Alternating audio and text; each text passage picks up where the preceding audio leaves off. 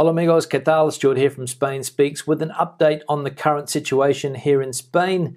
Day 52 of the current crisis here, and it's been a long 52 days. Now, firstly, thanks to all of the people that left comments on the last video. Lots of debate going on about the current situation. A big thanks to all of the people that decided to support the channel through a small donation. You can see your names here.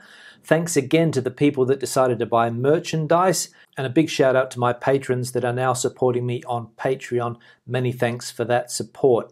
Now let's have a look at some of the things that have caught my attention over the last couple of days or so. And the big news today is that unemployment figures have been released for April, and the news is not good. We can see here that unemployment has risen and has reached 3.83 million people in total, the worst April in history. So as we can see, the results of lockdown here in Spain over the last 60 days in April absolutely hammered the labour market, and the worst figures ever recorded in April. So there we go. And who knows what the situation is going to look like in May, June, July, as this crisis bites into the economy even further in the coming months. Now, the government is trying to extend the state of alarm, but it doesn't have the necessary support needed to get that done at the moment. And as we can see here, the government has put extra pressure on the opposition and has said that it's either the state of the alarm or complete chaos. The government has said that if the opposition doesn't support the extension to the state of alarm, then debts going forward and the economic chaos will be on the head of the opposition for not helping the government do, which is what they think is the best thing to do, which is keep the country in a state of alarm. Now, anybody that saw my video yesterday, and if you didn't see that video, you can see it here, where I went for a drive looking to see how many businesses had decided to open, would know that there wasn't a lot of activity on the streets yesterday, at least in this area where I am here. And as we can see here, the reality of phase one is that only 20% of shops and 3% of bars opened yesterday. However, the Business Association hopes that throughout this week the percentages will rise to 40% in the case of retail trade. Now remember that yesterday a lot of businesses were allowed to open. For example, retail outlets that are under 400 square meters in size. But the new rules that have been put in place means that for a lot of businesses it just doesn't make sense to open. For example, if you own a clothes shop, you're only allowed to have one customer come in at any given time. And if a customer tries on clothes, those clothes have to be removed for 24 hours and go through a strict cleaning process. So for a lot of small retailers, it doesn't seem feasible to open at the moment. Bars and restaurants were allowed to open yesterday for takeaway services, but not many of them decided to do so. We can see that only 3%. And as you could see in the video yesterday, there weren't a lot of people on the street, so how are businesses going to open if they just don't have the clientele moving around? Foot traffic is one of the biggest sources of clientele for a lot of small businesses.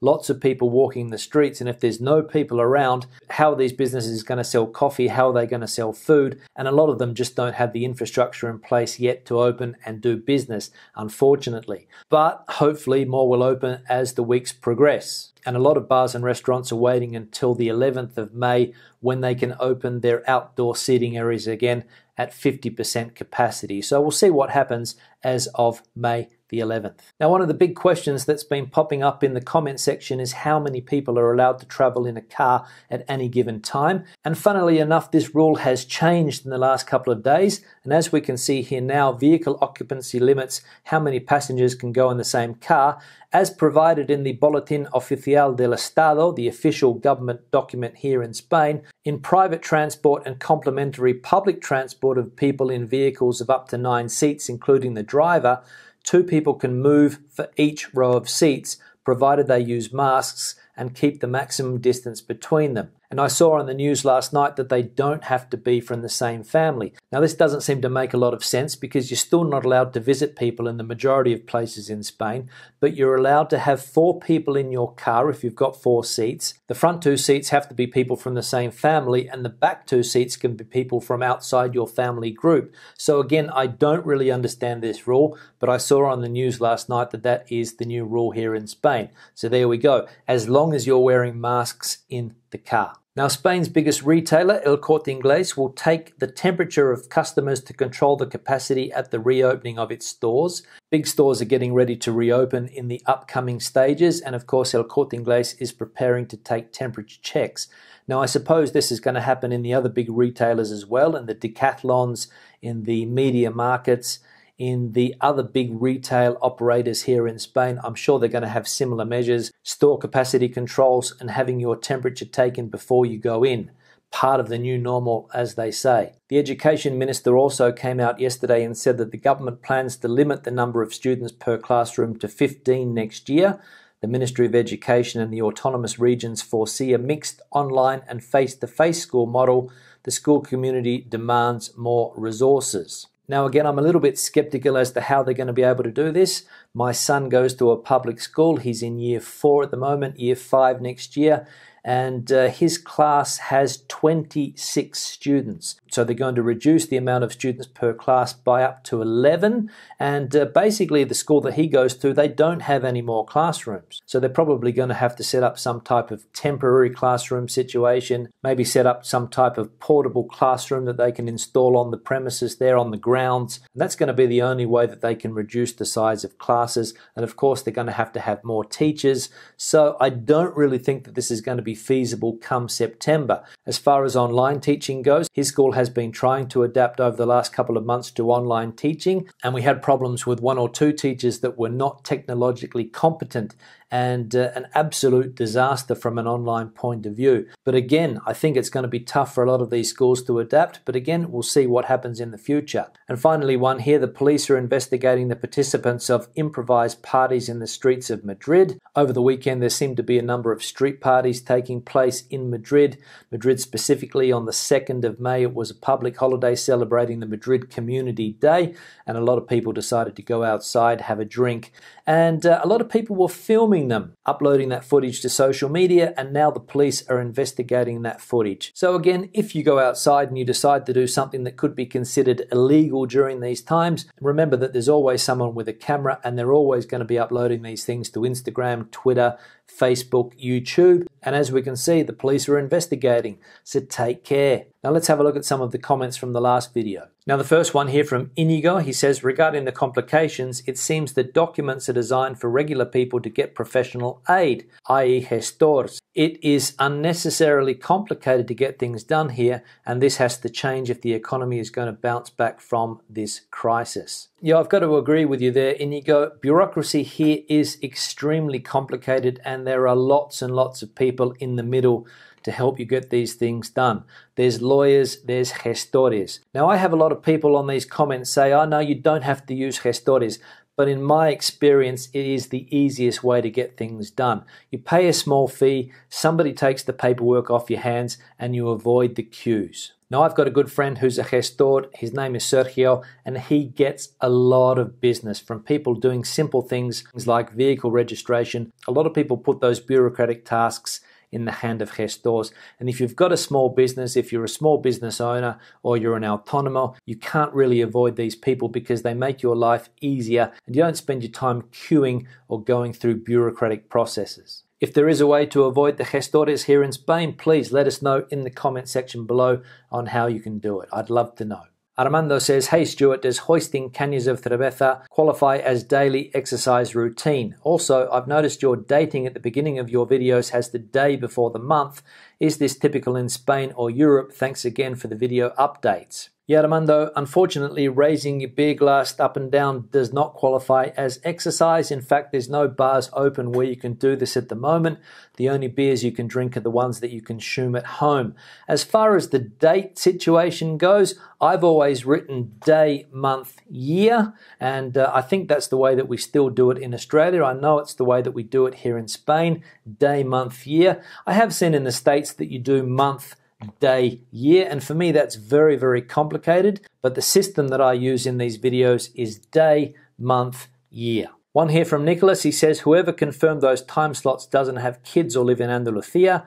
Highs of 35 yesterday. Yeah, that's one of the big complaints of people, Nicholas, that with the hot weather, it's just not appealing to go outside between the hours of 12 and 7, I think. Those are some of the peak heat times here in Spain. If you're living in a place like Seville, Cordoba, Jaén, a lot of places in Andalusia where it does get into the high 30s. You don't want to be going outside in the midday sun. I saw the other day that the government is deciding to open some beaches so that kids are allowed to go for a walk on the beach, maybe get their ankles wet, and hopefully they can beat the heat that way. But I'm with you here, Nicholas, that the afternoons here in Spain can get really hot, especially if you're in direct sunlight. So a bit of a problem for a lot of people. One here from Lynn Luna. She says, I've read the bulletin several times. The only age group restricted to 1 hour is children.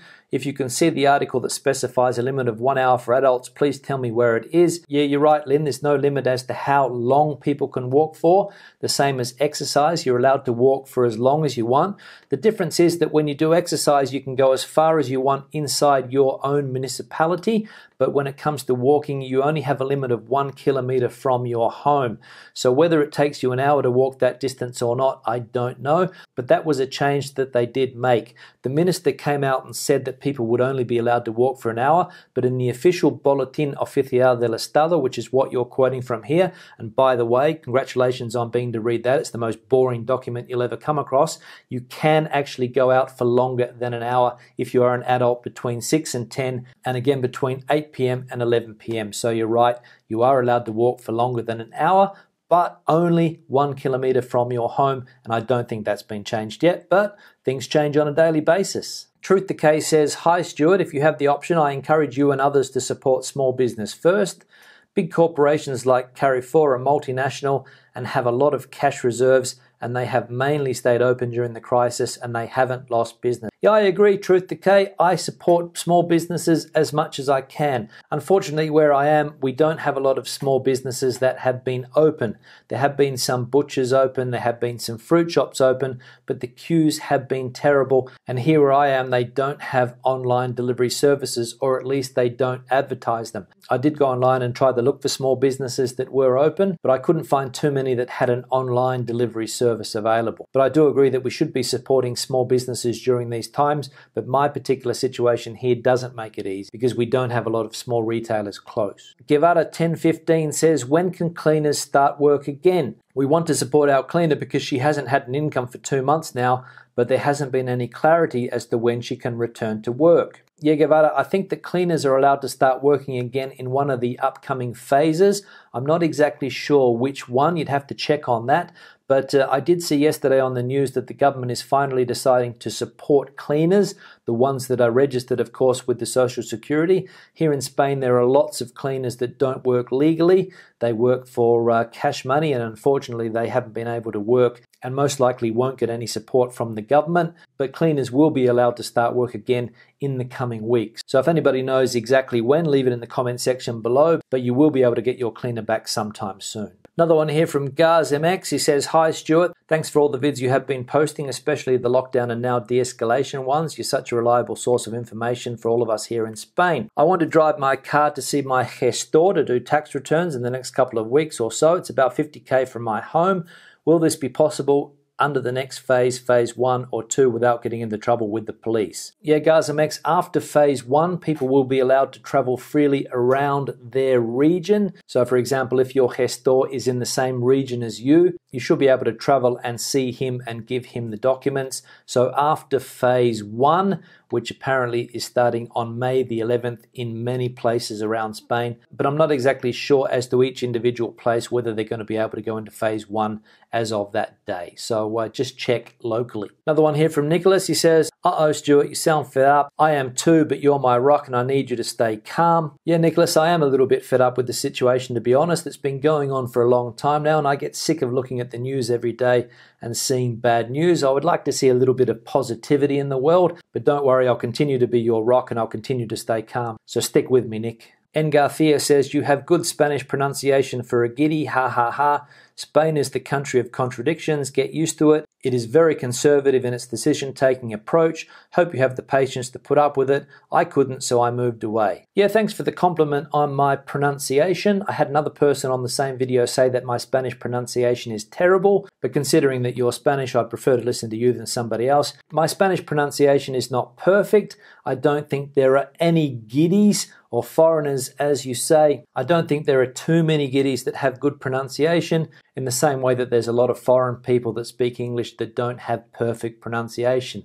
But we do what we can, and I try to pronounce as best I can. But the most important thing is that I make myself understood, and that's the objective that every language learner should have, that you make yourself understood and people understand what you're trying to say. So on that note, I'll wrap the video up. Questions and comments, please leave them in the section below. I'll let you guys again debate the situation out. Leave your comments, get that debate up and running. Give the video a thumbs up if you liked it. I'll see you in the next one. Stay safe. Hasta luego.